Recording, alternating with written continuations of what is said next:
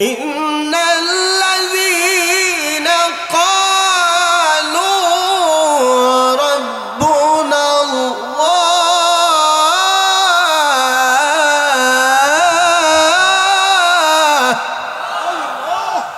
সুম্মা ইসতাকামু তাতানাজ্জালু আলাইহিমুল মালাইকা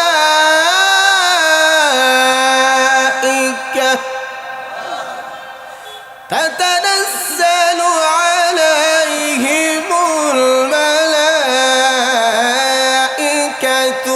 আল্লা তাখাফু ওয়ালা তাহজানু ওয়াবশিরু বিল জান্নাতিল্লাতী কুনতুম তুআদুন।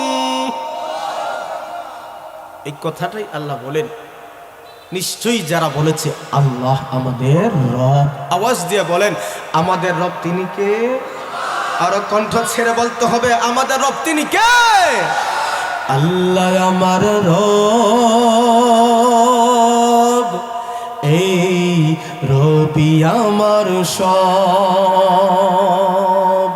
আল্লাহ আমার রব, এই রবি আমার সব। দমে দমে তনু মনে তারি অনুভব, দমে দমে তনু মনে তারি অনুভব। সবাই আল্লাহ আমার রব, এই রবি আমার, আল্লাহ আমার রব, এই রবি আমার সব। দমে দমে তনু মনে তারি অনুভব, দমে দমে তনু মনে তারি অনুভব। তোমার দুনিয়াতে আমি যেদিকে তাকাই, অথই নিয়ামতে ডুবে আছি সবাই। ঠিক না ঠিক? তোমার দুনিয়াতে আমি যেদিকে তাকাই, অথই নিয়ামতে ডুবে আছি সবাই। তোমার দয়া ছাড়া আমার নেই যে কোনো পথ। আল্লাহ আমার রব, এই রবি আমার সব। সবাই আল্লাহ আমার, এই রবি আমার সব। দমে দমে তনু মনে তারে অনুভব, দমে দমে তনু মনে তারে অনুভব। আল্লাহ আমার রব, এই রবি আমার সব। আওয়াজ চাই আমাদের রবকে, আর জোরে বলেন আমাদের রবকে। ইন্নাল্লাযীনা ক্বালু রাব্বুনা আল্লাহ সুম্মা ইসতাকামু। আল্লাহ পাক রব্বুল আলামিন বলেন, নিশ্চয় যারা বলেছে আল্লাহ আমাদের রব, সুম্মা ইসতাকামু, এই কথার উপর অটল থেকেছে, অবিচল থেকেছে। দুনিয়াতে বিপদ আসবে, মুসিবত আসবে, দুনিয়াতে সমস্যা আসবে, সর্বহালতে রবের সিদ্ধান্তের উপর রাজি, সর্বহালতে রবের সিদ্ধান্তের উপর খুশি। কারণ সব কিছুর শক্তিধর ক্ষমতাধর তিনি কে? আল্লাহর উপর যখন ইস্তেকামত ঈমানের উপর থাকবা, আল্লাহ পাক রব্বুল আলামিন বলেন তোমাদের কাছে আমি আল্লাহ ফেরেশতা পাঠাবো, যেই ফেরেশতারা তোমাদেরকে রবের উপর মেহনত করার কারণে, রবের সিদ্ধান্তের উপর মেহনত করার কারণে এই দুনিয়া থেকে বিদায়ের সাথে সাথে ওই জান্নাতের সুসংবাদ দিয়ে দিবে। আমাদের রব যেহেতু আল্লাহ, আল্লাহ আমার আপনার একটা ওয়াদা নিয়েছিল। কয়েকটা জগৎ আমাদের সামনে, দুইটা জগৎ আমরা ফাড়ি দিয়ে আসছি, বর্তমানে আরেকটা জগতে আছি, আরো দুইটা জগৎ আমাদের সামনে রয়েছে। একটা জগৎ ফাড়ি দিয়েছি, যার নাম হলো রূহের জগৎ। এই জগতের ভিতরে অতীতে যত মানুষ দুনিয়া থেকে বিদায় হয়ে গেছে, সকল মানুষের রূহ ছিল পৃথিবীতে বর্তমানে যত মানুষ আছে সকল মানুষের রূহ ওই জায়গাতে ছিল। কিয়ামতের আগ পর্যন্ত যত মানুষ দুনিয়াতে আসবে সকল মানুষের রূহ ওই জায়গাতে ছিল, যাকে আলমে আরওয়াহ বলা হয়। এই রূহ জগতে আল্লাহ একটা ওয়াদা নিয়েছিলেন, আলাস্তু বিরাব্বিকুম, আমি কি তোমাদের রব নই? এই রূহ জগতে আল্লাহ পাক রব্বুল আলামিন সকল রূহকে এক জায়গায় জমা করে সকল নবীদের রূহ, সকল নবীর উম্মতের রূহ সব এক জায়গায় জমা করা। যেভাবে আমরা বসে আছি আল্লাহর সামনে সকল রূহ জমা একত্রিত। আল্লাহ তাআলা একটা প্রশ্ন করেছিলেন, আলাস্তু বিরাব্বিকুম, আমি কি তোমাদের রব নই? কোনো কথা কেউ বলে না, কোনো জবাব দেয় না, উত্তর দেয় না। সর্বপ্রথম যে রূহ কথা বলেছি সেই রূহ আর কারো রূহ নয়। তাফসীর কানকরা বলেন, এই কঠিন মুহূর্তে কঠিন বিপদে যেই রূহটা জবাব দিয়েছিল সেই রূহ আর কেউ নয়, আমার আপনার নবী, মায়ার নবী সর্বপ্রথম বলেছিলেন, আল্লাহ আপনিই আমাদের রব।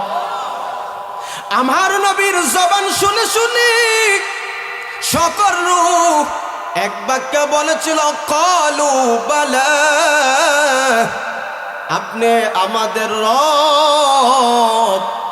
তাহলে কি বুঝলাম? দুনিয়াতে আসার আগে আল্লাহকে রব বলে স্বীকার করে আসছি, আল্লাহকে আমরা খালিক মালিক মনে করে চলে আসছি। সেই জায়গাতে আমরা সকলে আরবি ভাষা জানতাম, সুবহানাল্লাহ। সকল আরবির পণ্ডিত, সকল আরবি জানত। এখন বিভিন্ন দেশে বিভিন্ন পরিবেশে আমরা গড়ে উঠছি, এই জন্য বাঙালি বাংলা কথা কয়, ইংলিশ যারা এরা ইংলিশ কথা কয়, সৌদি যারা আছে আরব আমিরাতে আছে তারা আরবিতে কথা কয়, ভারত আছে হিন্দি, কেউ আছে উর্দু। কথা কোন ঠিক না বেটি? মূলত কিন্তু আমরা আরবি ভাষা কথা বল, ঠিক না? মূলত কিন্তু আমরা আরবি ভাষা জানতাম, কিন্তু পরিবেশের কারণে, দেশের ভিন্নতার কারণে, মা বাবার কথা শুনে শুনে আমরা ভিন্ন ভাষাভাষী হয়ে গেছি। সেই সময় আমরা সকলেই আরবি ভাষা জানি, আরবি ভাষার জবাব দিয়েছিলাম, অবশ্যই আপনি আমাদের। আল্লাহ বলেন, ওয়াদা দিচ্ছ, ওয়াদা ঠিক আছে নি না নাই? এই জগতে তো সকলে এক বাক্যে বলেছ আমি তোমাদের রব। এই রববীয় স্বীকারোক্তি একটু তোমাদের পরীক্ষা নিব। এই পরীক্ষাটা এই জগতে হবে না, এই জগৎটা হবে দুনিয়ার জগৎ। কথা ঠিক না? আমরা রূহ জগৎ থেকে এই রব স্বীকারোক্তি করে চলে আসছিলাম আমাদের মায়ের রেহেমের জগতে। কমবেশে 10 মাস 10 দিন এই জগতের ভিতরে আমরা ছিলাম। দুনিয়াতে যখন আমরা পা রাখলাম, দুনিয়াতে পা রাখতে আমার আপনার নবী বলেন, একটা শিশু যখন দুনিয়াতে আগমন করে, ছেলে হোক অথবা মেয়ে হোক, ওই ছেলে এবং মেয়েকে সর্বপ্রথম তার ডান কানে আজান দিবা, বাম কানে তার একামত দিবা। ডান কানে আজান দিয়া একামত দিয়া ওই যে রূহ জগতে তুমি রবের স্বীকারোক্তি দিয়েছ, দীর্ঘ একটা পথ পাড়ি দিয়ে আসতেছ, আসার পথে ভুলে যাইতেও পারো। তোমার তাওহীদের বাণী মা রেহেমের পর থেকে এই জগৎ থেকে দুনিয়া নামক জগতে পা রাখার সাথে সাথে একটু পরিষ্কার করে ওই সন্তানের তাওহীদের বাণী তার কানে শোনায়া দাও। ও দোস্ত আহবাব, কারণ যদি এই তাওহীদের বাণী তার কানে না পৌঁছে দাও, আমাদের চরম শত্রু মিস্টার ইবলিস তোমাকে গ্রাস করে নিবে, ঠিক না বেঠি? ছেলে মেয়ে হইলি ডান কানে আজান দেয়নি, কথা কন না। যারা বলছেন দে আলহামদুলিল্লাহ। আর এখন বর্তমান জামানায় কিসের আজান দিত? সন্তান পাইছে, ছেলে পাইছে, মেয়ে পাইছে, আগে ছবি একটা তুইলা ফেসবুকে আপলোড না করলে তার পেটের ভাত হজম হবে। কথা কোন ঠিক না ঠিক? এখন আর আজান টাজান নাই। আপনারা মুরব্বী বিদায় যেন কইছেন, আপনার নাতির নাতনির সময় আপনি আজান দিয়েছেন, অথবা ইমাম সাহেব মসজিদ সবাই নিয়ে আজান দিয়েছেন, এই জন্য আপনারা বইলা দিচ্ছেন। এই জেনারেশনে এখন ডান কানে আজানো হয় না, বাম কানে একামত হয় না, যার কারণে মায়ের রেহেমের ভিতরে সন্তানটা থাকার পরে এই মা যেই আমলগুলোর কথা ছিল সেই আমলগুলাও করে না, নামাজও ঠিক মতন পড়ে না, তাসবিহ তাহলিলও ঠিক মতন করে না, কোরআন তেলাওয়াতও ঠিক মতন করে না। আছে একটা, সেটা হলো আমাদের মোবাইল আছে। এই সময়গুলো যেহেতু পার করো না, এই মোবাইলকে সামনে নিয়ে হিন্দি সিরিয়াল চলে, বাংলা নাটক চলে, বিভিন্ন গান দেখতে দেখতে সন্তানকে যখন গর্ভে ধারণ করে এই সন্তান দুনিয়াতে আসতে দেরি হয়, বছর খানিক যায় না, সন্তান দেখা যায় মোবাইল ছাড়া বুঝে না। কথা বলে ঠিক না বেটি? কেন? এই যে মা যে তার সাথে সম্পর্ক ছিল, এই আসরটা পুরা গেছে।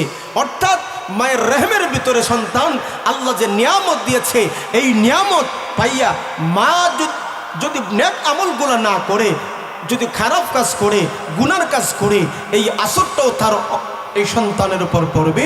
নেক আমল যদি করি, ওই নেক আমলের আসরটাও তার সন্তানের উপর পড়বে।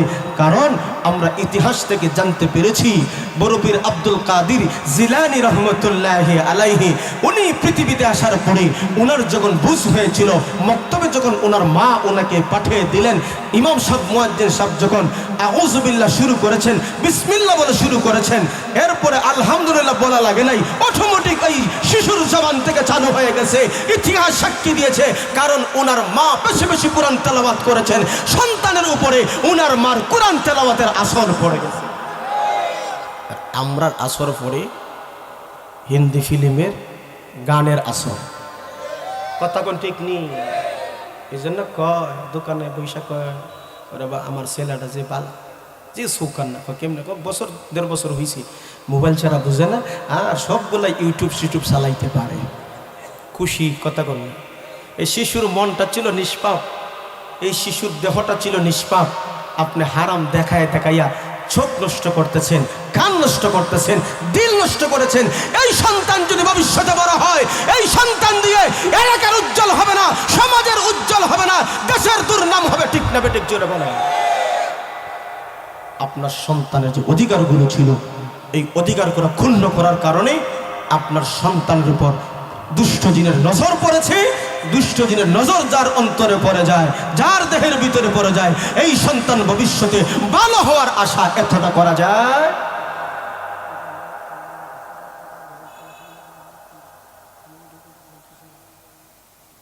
ওয়াজ করতে দেও, লিখে দিল তুই তো যা। এই কথাটা বলেছিলাম, এই সমাজে আমাদের এই রূপ আছে না নাই? কথা বলেন বাবারা। মোবাইল আছে, আমারও আছে, আপনারও আছে, এক একজনের 2-3টা আছে। কথা বল না। মোবাইল জরুরি জিনিস, মোবাইল ছাড়া চলা যায় না। কিন্তু এই মোবাইলটা যদি অপব্যবহার করা হয়, তাহলে এই মোবাইলই জাহান্নামে নেওয়ার জন্য যথেষ্ট। ভালো কাজ থেকে বর্তমানে মোবাইলের ভিতরে আমাদের যুব সমাজ সহ এমন কোন সেক্টর নাই, এই মোবাইলের ভিতরে ঘন্টার পর ঘন্টা আপনার গুনার কাজ দেখে না, শুনে না। আওয়াজ দিয়ে বলে ঠিক না বেটি? দেশের 12টা বাজাইল রে হিন্দি সিরিয়ালে, দেশের 12টা বাজাইল রে নানা কুকর্মে, দেশটা রসাতলে নিল রে হিন্দি ফিল্মে। এসব দেখে যাই যে আমরা ভীষণ লজ্জা শরমে, হিন্দি সিরিয়ালে ফিল্ম দেখা 8 বছরের কলি মুদ্রির ফুলা, 9 বছরের জরিনারে দেশে প্রেমের মালা। আছে না নাই? ছবি দেখা 8 বছরের কলি মুদ্রির ফুলা, 9 বছরে জরিনারে দেশে প্রেমের মালা। শেষে গাঞ্জা খায়া মাতাল হইয়া আব্বার কয় ড্যাডি রে হিন্দি ফিল্মে। এই রোগ আমাদের সমাজে ধরছে। যার কারণে আজকে পরিবারে শান্তি নাই, সমাজে শান্তি নাই। এই দূর ব্যাধি থেকে বাঁচতে হলে অবশ্যই আমাদের কন্ট্রোলে থাকতে হবে। মোবাইলকে যতটুকু জরুরত ততটুকু ব্যবহার করতে হবে। এই মোবাইলের ভিতরে আমরা যদি সময় ব্যয় করে করে সময়গুলো নষ্ট করি, একটা সময় আফসোস করব, এই হারানো সোনালি সময় আর ফিরে পাবো না। মুসলমান যুবক ভাই কথা বলেন ঠিক না বেটি? যে কথা বলছিলাম, সন্তান দুনিয়াতে আসলে তার ডান কানে কি হবে? আর জোরে বলে, আমার রবের বরত্বের, তাওহীদের বরত্ব তার কানে শুনে দাও, কারণ আমাদের রব তিনি কে? আর জোরে বলেন, রবের বাণীটা তার কানে শুনে দাও। এই সন্তানকে আপনি আমি যদি রবের বাণী শোনায়া দেই, দুনিয়াতে আসার সাথে সাথে আল্লাহ নবী, মায়ার নবী বলেন, দুষ্ট জিন থেকে আমার আল্লাহ ওই সন্তানকে সেভ করবে। সন্তান যখন ধীরে ধীরে বড় হয়, ওই সন্তানকে আপনি তাওহীদের বাণী বুঝাবেন, তাওহীদ শিক্ষা দিবেন। এই সন্তানকে আল্লাহর পরিচয় শিখাবেন, নবীর আদর্শের কাহিনীগুলো শোনাবেন। আমরা তো সন্তান হইলে আগে আব্বা শিখায়, আম্মা শিখায়, কথা বলে ঠিক নেই, দাদা শিখায়, বিভিন্ন জিনিস শিখায়। লোকমান হাকিম সন্তানকে কোলে বসাইয়া ওনার সন্তানকে অমূল্য উপদেশ যেগুলা শিখাইছিল, সেই উপদেশগুলার মধ্যে একটা উপদেশ হইল, হে বৎস আমার, এ ছেলে আমার, সন্তান আমার, তুমি কখনো রবের সাথে শিরিক করবা না। রবের সাথে কখনো তুমি তাওহীদের সাথে, একত্ববাদের সাথে কখনো শিরিক করবা না। ইন্না শিরকা লাযুলমুন আযীম, নিশ্চয় শিরিক বড় মারাত্মক একটা অপরাধ, বড় একটা জুলুম। শুধু তাই না, শুধু তাই না, লোকমান হাকিম সন্তানকে বোঝায়, বাবা, শিরিক যেমন বড় একটা অপরাধ, ঠিক তদ্রূপভাবে মা বাবার সাথে কখনো দুর্ব্যবহার করিও না। মাতা পিতার সাথে দুর্ব্যবহার বড় একটা অপরাধ। আল্লাহ পাক রব্বুল আলামিন লোকমান হাকিমের উপদেশগুলা এত সুন্দর, এত সুন্দর, চমৎকার কথাবার্তাগুলো আল্লাহ তাআলা মানব জাতির জন্য কালামুল্লাহ দিয়ে দিছে। হে যুবকের দল, অভিভাবকের দল, আপনার সন্তানকে যদি ভালো চাও, আপনার সন্তানকে যদি নেককার বান্দা বান্দি বানাতে চাও, তাহলে তাওহীদের বাণী শিখাও, নবীর স্টোরি গল্পগুলো শিখাও, আদর্শবান সন্তান বানাও, নৈতিকতা শিখাও, মুরব্বীদেরকে দেখলে সম্মান কিভাবে করতে হয় শিখাও, বড় ভাইকে কিভাবে সম্মান করতে হয় শিখাও, উস্তাদের সাথে কেমন ভাবে চলতে হয় সেইগুলা তুমি শিখাও। একটা সন্তানকে আপনি আমি যদি সুন্দরভাবে করতে পারি, এই সন্তান মা বাবার মুখ উজ্জ্বল করে ফেলবে, ঠিক না বেঠি? এই জন্য রবের সম্পর্ক বড় সম্পর্ক। আজকে রবের সম্পর্ক দুনিয়াতে আইসা আমরা ভুলে গেছি। রূহ জগতে আমরা তো বলেছিলাম আপনি আমাদের রব। দুনিয়া থেকে আসার পরে মা বাবা রবের পরিচয় শিখায় নাই। এই দুনিয়ার চাকচিক্য দেখে, দুনিয়ার চাকচিক্য মোহ পড়ে আপনি আমিও ভুলে গেছি রবকে। যার কারণে রব যখন নামাজের জন্য ডাকে, 5 বেলা নামাজের জন্য যখন আহ্বান করে, এই জন্য রবের আহ্বানে আমরা সকল সাড়া দেই না। কেন? রবের সাথে সম্পর্ক কম, আমার দুনিয়ার সাথে সম্পর্ক বেশি। রবের মহব্বত অন্তরে কম, দুনিয়ার মহব্বত অন্তরে বেশি। আজান হয়, আজান হয়, আজানের সাথে সাথে দোকান বন্ধ করে হাতের কাজ সেরে রবের সাথে, রবের ডাকে সাড়া দেওয়ার উচিত ছিল, কিন্তু না না না, রবের মহব্বত দুনিয়াতে নেই, দিনের মহব্বত অন্তরে নেই, রবের মহব্বত অন্তরে নাই। দুনিয়ার মহব্বতে আমার রব থেকে গাফিল করে রেখেছে। কিয়ামতের কঠিন ময়দানে আল্লাহ পাক রব্বুল আলামিন ডাক দিয়ে বলবেন, ইয়া আইয়ুহাল ইনসানু মা গাররাকা বিরাব্বিকাল কারীম। আল্লাযী খালাকাকা ফাসাওয়াকা ফাআদালাক ফি আইয়ি সূরাতিন মা শাআ রাক্কাবাক। সেই দিন আমার আল্লাহ বলবেন, মানব জাতিকে বলবেন, কিসে তোমাদেরকে তোমার রব থেকে গাফেল করে রেখেছিল? বান্দা জবাব দাও। জবাব দিতে পারবো? কথা বলেন। আমি পারবো, আপনারা পারবেন, আমি পারবো না। কথা বলে পারবো? সেই রব যদি আমাকে আপনাকে প্রশ্ন করে, ইয়া আইয়ুহাল ইনসানু মা গাররাকা বিরাব্বিকাল কারীম, কোন জিনিসে তোমাকে তোমার রব থেকে গাফিল করে রেখেছি, অথচ তোমার রব ফাসবেলা তোমাকে ডেকেছে, একবেলা তুমি তার ডাকে সাড়া দাও নাই। আল্লাহ বলেন, আল্লাহকুমুত তাকাসুর হাত্তা যুরতুমুল মাকাবির। দুনিয়ার প্রাচুর্য, দুনিয়ার অর্থের প্রাচুর্যের মুহে তোমাকে আটকে রেখেছে। এই দুনিয়ার প্রাচুর্য একদিন শেষ হয়ে যাবে, একদিন তোমার কর্তন হয়ে যাবে। হাত্তা যুরতুমুল মাকাবির, যখন তুমি কবরে বসবে, সব দুনিয়ার মহব্বত, ভালোবাসা, অর্থ সবকিছু কর্তন। আওয়াজ দেন ঠিক না বেটি? সেই রব যদি জিজ্ঞাসা করে, জবাব দিতে পারবো? ও কবিরপুরের ভাই, বাহুবলবাসী, ও ব্যবসায়িক ভাই, সর্বস্তরের তাওহীদি মুসলমান আমার বন্ধু, আমার বাবারা, সেই দিন কি আমার রব যদি জিজ্ঞাসা করে, আমরাকে জবাব দিতে পারবো? অথচ এই দুনিয়ার মুহে পড়ে কার থেকে কে কতজন আমি বড় হতে চাই, প্রতিযোগিতা আছে না নাই? আর জোরা ক, টাকা কেমনে আসে আসুক দেখার বিষয় না, কিসের হালাল কিসের হারাম। আমি শুধু অর্থ চাই, আমি শুধু টাকা চাই, আমি শুধু যশ খেতে চাই। আওয়াজ দেন ঠিক না বেটি? ওরে মানুষ হইছো বেহুশ দুনিয়ার পিছে, ওরে মানুষ হইছো বেহুশ দুনিয়ার পিছে, কি জবাব দেবে রে তুই আল্লাহর কাছে? ওরে মানুষ হইছো বেহুশ দুনিয়ার পিছে, কি জবাব দেবে রে তুই আল্লাহর কাছে?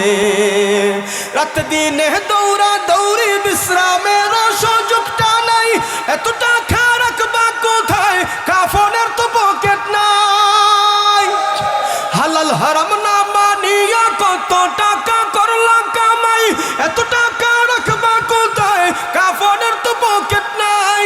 টাকা পয়সা লইয়া কি কেউ কবরে গেছে, টাকা পয়সা লইয়া কি কেউ কবরে গেছে, কি জবাব দেবে রে তুই আল্লাহর কাছে? হায়, কি জবাব দেবে রে তুই আল্লাহর কাছে? জবাব দিতে পারবো? আল্লাহ নিজেই বলেন, সুম্মা লাতুসআলুন্না ইয়াওমাইযিন আনিন নাঈম।